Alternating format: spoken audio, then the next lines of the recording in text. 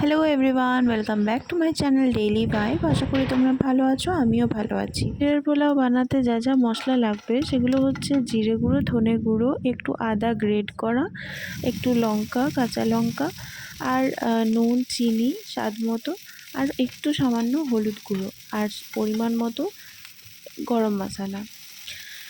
তো আমি প্রথমে বাদামগুলোকে ভেজে নিয়েছি সর্ষে ফোড়ন দিয়ে তেলে, আর তারপরে সব সবজিগুলোকে দিয়ে মশলাগুলোকে দিয়ে আমি সেগুলোকেও ফ্রাই করে নিয়েছি।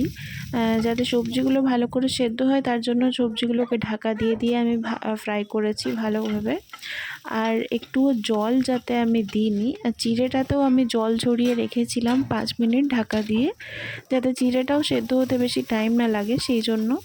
তারপরে সবজিগুলো সব ভাজা হয়ে গেলে যখন সবজিগুলো সব সেদ্ধ হয়ে যাবে তখন চিড়েটা ধীরে ধীরে অ্যাড করে দিতে হবে।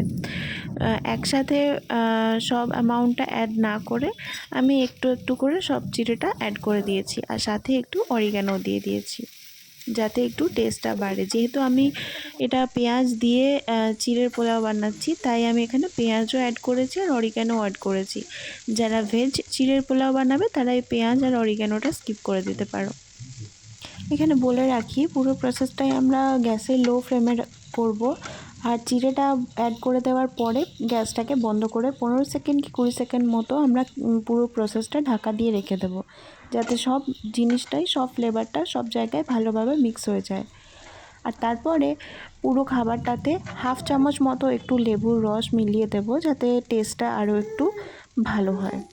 যেহেতু এটা সাউথ ইন্ডিয়ান টাইপের খাবার, তাই জন্য সাউথ ইন্ডিয়ান টাইপের সব খাবারেই একটু টক ভাবটা বেশি থাকে, তাই একটু কাগজি লেবুর রস দিলে খেতে টেস্ট বেশি। রান্নাটার ফোড়নে আপনারা কারি পাতা আর সর্ষে দুটো ইউজ করতে পারেন, দুটো দিলে টেস্ট আরও বেশি ভালো লাগে কারি পাতার টেস্টটা।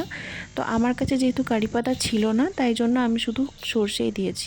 রেসিপিটা ভালো লাগলে লাইক করতে ভুলবেন না, আর চ্যানেলটাকে সাবস্ক্রাইব করতে ভুলবেন না। Thank you.